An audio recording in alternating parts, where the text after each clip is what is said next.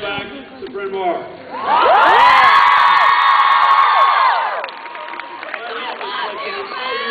Even in the rain. I want you to know why I took my coat off.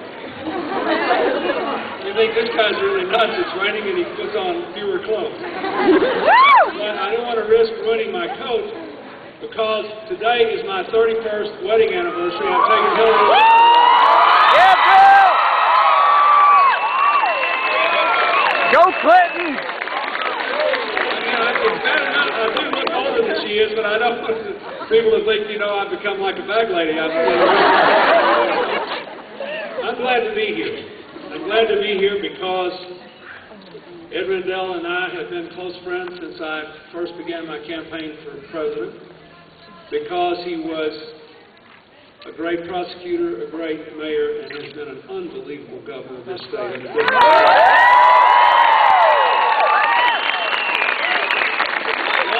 Talked him into being chairman of the Democratic Party, did a good job of that too. I am here because I admire Lois Murphy. And I admire the fact that she doesn't quit, that she keeps on going, and that she's run a campaign that is honorable, relevant, straightforward, unifying, and will make a big positive difference in this country when you send her to Congress.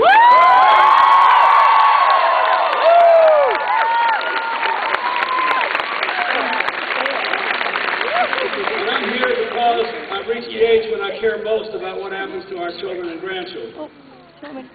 For all of you who are students here who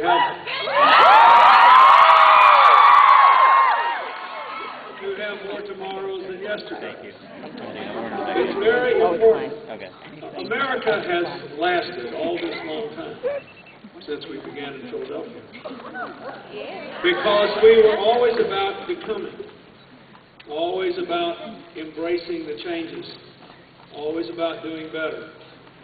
The people that set us up were pretty smart, you know. They gave us an interesting mission. They pledged their lives, their fortunes, their sacred honor to form a more perfect union! Not a more partisan, more ideological, more divided country.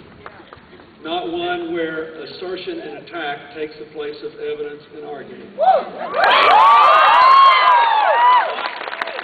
one where your patriotism is questioned every time you question the policy of the establishment.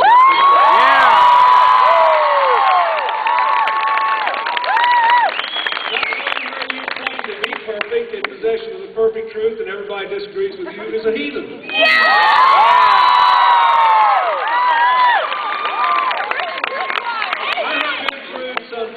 Several elections in my lifetime. I saw what happened in the 1968 election. I didn't like it, but I saw it, and I lived through it and its consequences. I saw the reaction that set in 1974. I saw what happened to America during the 80s. I was lucky beyond all belief to be the beneficiary of America's yearning for positive change in 1992.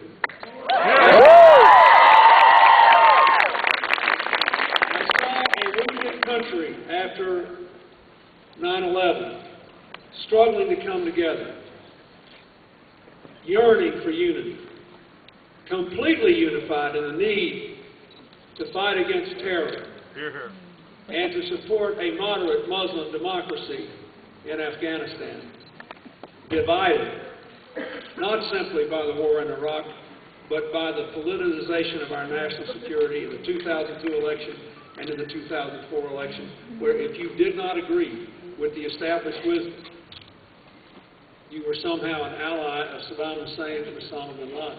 No way, brother. I love you, Bill! I saw my friend of many years, Max Cleland, in 2002, defeated in a Senate. A man who left 2 legs and an arm in Vietnam, running an ad with Osama bin Laden and Saddam Hussein because he refused to support a Homeland Security bill that stripped the job rights from 170,000 American civil servants that had nothing to do with national security, had no access to confidential information and technology. We have been through a rough patch here. And what's happened is for 6 years, our country has been under the total control not of the Republican Party. That's a bad rap on the Republicans. It's unfair. But of a narrow strip, the most right-wing, the most ideological, the most special interest-dominated strip of the Republican Party. And as a result, we Democrats now find ourselves to be both the liberal and the conservative party of America. We find ourselves in this election able to represent not only the Democrats, but most of the independents, and every single day an increasingly large number of Republicans.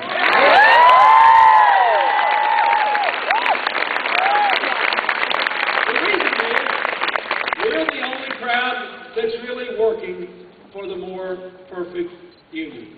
And I think that's important for all of you in these last few days. We've got 4 weeks minus a day to the election. And the problem with all these rallies, which I love, is that we're always preaching to the saved, as we say where I come from. And there are so many people out here in this district who aren't here today, whose votes are still up for grabs, who are deeply troubled by what's going on, who know the wheel has run off the cart, but need to know that we want to put it back on. And this is a point of enormous responsibility for people like Lois Murphy and Bob Casey and Admiral Joe Sestak, one of our candidates. Captain Murphy, who I just captain president. This is a tough and responsible time for them because they really do have to try to reach out and bring us together. I spend most of my time, except for when I'm Hillary's caseworker in Westchester County, working on other things in my foundation around the country and all around the world. But I see how other people see us. And I see these issues in terms of how they play out in the lives of poor villagers in remote places in Africa and Latin America and East Asia. I see it how it plays out in the lives of the folks that come up to me on the street in Harlem when I walk to my office. I see how it plays out in the lives of people that live in my little hometown who are struggling to educate their children, or the immigrants who live in the town next over who are struggling to carve out a life in America. In short, I see it in a way that's somehow less political than I used to, and I know how important politics is, even more than I did before. Now here's the problem with having a government dominated by people who are devoted most importantly to the concentration of wealth and power, to seeing that the benefits of government go to their special interests, and to maximizing the lack of accountability of people in government. That would be good at any time.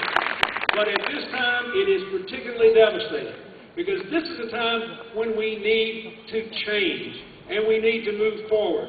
And the problem is that if you're an ideological party, you already know the answer, which means that evidence and argument are irrelevant.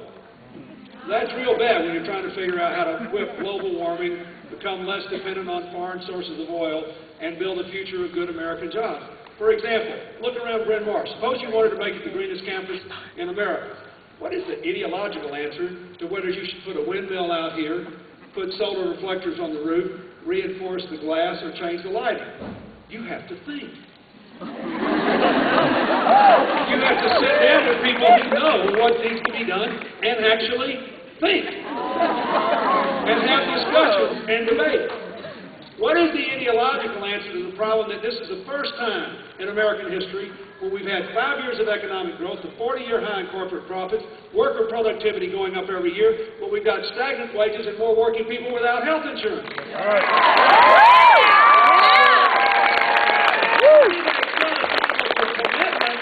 To raise wages and cover people without health insurance, but to figure out how to do it, given where we are, you have to think.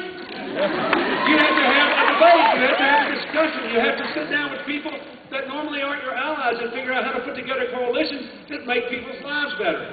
The way they do their business is unsuited to meet the challenges of today and tomorrow.